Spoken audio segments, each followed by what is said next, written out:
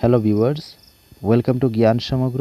আজকের এই ভিডিওটিতে আমরা এসএসএ এবং স্টেট পুলিশ শিক্ষকদের নিয়মিতকরণ সম্পর্কে আসামের শিক্ষামন্ত্রী মাননীয় রুনুজ বেগম মহাশয় কী বলেছিলেন তো সে বিষয়ে আলোচনা করব। যেহেতু আজকের সন্ধ্যায় একটি বৈঠক হয়েছিল শিক্ষক এবং শিক্ষামন্ত্রীর সঙ্গে, তো সেটিতে যে কয়েকটি সমস্যার সমাধানের কথা বলা হয়েছে তো সেগুলি আলোচনা করব। যেহেতু অনেক দিন থেকে এসএসএ এবং স্টেট পুলিশ শিক্ষকদের একটাই দাবি, তাদের চাকরি নিয়মিতকরণ। তো এই নিয়মিতকরণ সম্পর্কে মাননীয় শিক্ষামন্ত্রী আজকে কি বলেছেন। তো যেহেতু কয়েকদিন আগে পূর্বে শিক্ষকদের একটি অপশন ফর্ম দেওয়া হয়েছিল, তো যে সকল শিক্ষক অপশন ফর্ম জমা দিয়েছিল তাদের সম্পর্কে কি বললেন। অপশনাল ফর্মত সহি করা সকলো শিক্ষকৰ নিয়মীকৰণ প্ৰক্ৰিয়াটো অহা সপ্তাহৰ পৰা আৰম্ভণি হ'ব আৰু জুন জুলাইৰ ভিতৰত সম্পূৰ্ণ করা হব।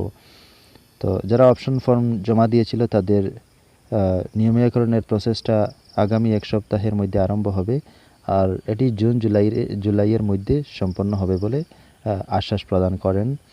এই নিযুক্তি 1/4/2024 পৰাই কার্যকরী হব, যেহেতু সেয়া ক্যাবিনেটের সিদ্ধান্ত আছিল। যেহেতু আসাম সরকার একটি সিদ্ধান্ত ছিল যে 1 এপ্রিলের থেকে তাদের নিয়মীকরণ হবে, তো এই 1/4/2024 পরে এই কার্যকরী হবে। মানে এখনও যদি নিয়মীকরণ হয় তাহলে সময়টি ধরা হবে 1 এপ্রিল থেকে।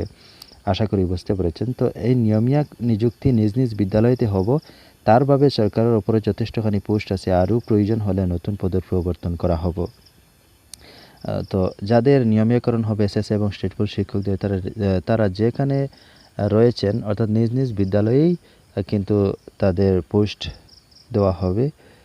তো আশা করি বুঝতে পেরেছেন। তো এটি এসএসএ এবং স্টেট পুলিশ শিক্ষকদের জন্য খুবই গুরুত্বপূর্ণ একটি খবর, যেহেতু তারা অনেক দিন থেকে নিয়মীকরণের জন্য অপেক্ষায় রয়েছেন।